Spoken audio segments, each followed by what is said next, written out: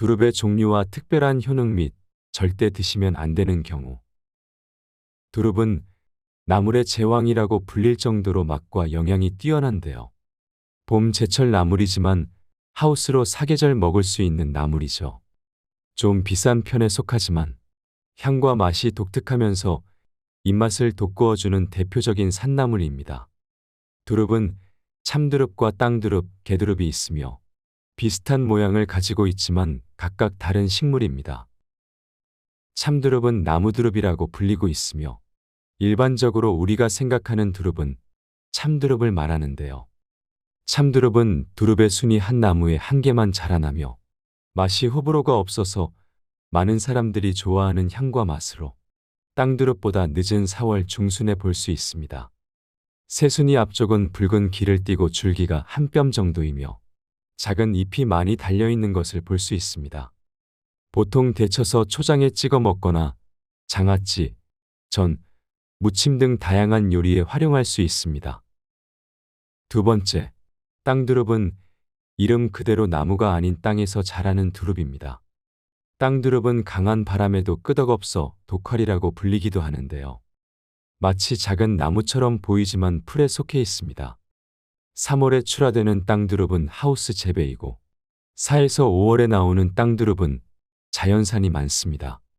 잎이 길고 둥근 편이라 쉽게 구별이 가능하며 향이 강해 다른 나무두릅만 섭취한 분들은 색다른 맛을 느낄 수 있습니다.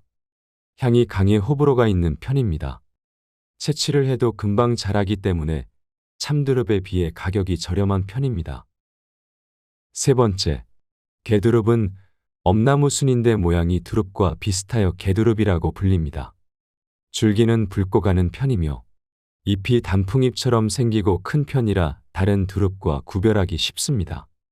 두릅 중 쌉싸래한 맛이 제일 강한 편이며 약효가 좋아서 옛날부터 최고의 약재 중 하나로 사용되고 있습니다. 장가시가 많기 때문에 손으로 만지기 어렵고 뿌리부터 껍질, 순까지 모두 활용되기도 합니다. 개두릅은 귀족 나물로 불리기도 하는데요. 또한 엄나무가 큰 편이라 하우스 재배가 어려워 4월 중순에 잠시 나오기 때문에 귀한 나물 중 하나로 제일 비싼 편입니다. 강한 쓴맛 때문에 데친 후 찬물에 1시간 이상 담가두었다가 먹습니다. 두릅의 특별한 효능. 첫 번째, 면역력 향상. 두릅에는 사포닌과 비타민C, 베타카로틴 등 여러 항산화 물질이 들어 있습니다.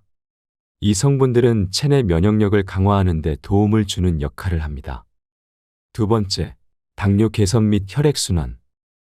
두릅에 있는 사포닌 성분은 혈당이 급격하게 상승하는 것을 막아주고 혈중 지질을 낮추는 기능을 가지고 있어 당뇨를 개선하는 데 도움을 줍니다. 또한 두릅에 풍부한 베타카로틴 성분이 체내 유해한 활성산소를 제거해주고 혈액순환을 원활하게 해주어 고혈압이나 동맥경화와 같은 혈관 질환들을 예방하는 데 큰 도움이 됩니다. 세 번째, 항암 효과. 두릅 속에 있는 사포닌 성분이 암세포의 증식을 억제시켜주고 전이를 막아준다고 하는데요. 특히 위암 세포의 성장을 저해하는 것으로 밝혀져 있다고 합니다. 네 번째, 피로 회복. 두릅에는 피로 회복에 좋은 비타민과 각종 미네랄 성분이 풍부하게 함유되어 있습니다. 체내 신진대사를 촉진하고 혈액순환을 도와 피로를 회복하고 기력을 불러일으키는 데 도움을 줍니다. 다섯 번째, 신경 안정. 독특한 향을 내는 두릅은 정유 성분이 있는데 이 성분이 신경을 안정시켜줍니다. 스트레스를 받은 날 반찬으로 두릅 요리를 먹으면 스트레스를 달래는 데 도움이 됩니다. 여섯 번째, 해독 작용. 두릅에는 칼륨과 베타카로틴 성분이 풍부하게 함유되어 있어 체내 쌓여있는 독소를 배출하는 데 도움이 됩니다. 일곱 번째, 뼈 건강. 두릅에 들어있는 풍부한 칼슘으로 골밀도가 강화되고 골다공증 같은 뼈 질환들로부터 안전할 수 있게 도와준다고 합니다. 여덟 번째, 다이어트. 두릅은 100g당 21칼로리 밖에 되지 않는다고 합니다. 거기다 식이섬유도 풍부하여 포만감까지 높여주니 다이어트 식단으로 손색이 없는 식품으로 알려져 있습니다. 9번째, 빈혈 예방. 두릅은 엽산 함량이 높아 적혈구 생성을 돕고 혈액 순환을 원활하게 만들어 주기 때문에 빈혈 증상을 앓고 계신 분들께 아주 좋은 음식이라고 볼 수 있습니다. 10번째, 춘곤증 예방.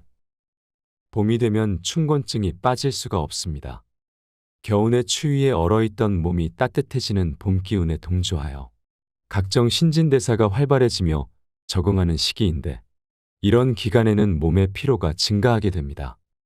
신진대사가 활발해지는 봄에는 특히 각종 비타민과 같은 무기질 성분이 더욱 많이 필요해지는데 두릅이 그러한 영양소를 충족시켜 춘곤증을 예방하는 데 도움을 줄 수 있습니다.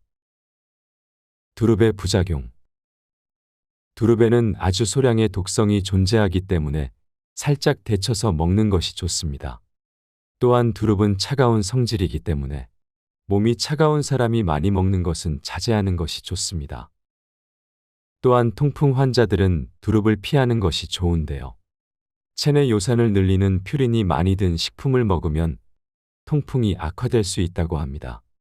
단백질의 일종인 퓨린은 주로 동물성 식품에 많이 들어있지만 아스파라거스와 시금치 그리고 두릅은 채소임에도 퓨린 함량이 높습니다. 따라서 통풍 환자라면 이 채소들을 먹지 않는 것이 좋다고 합니다.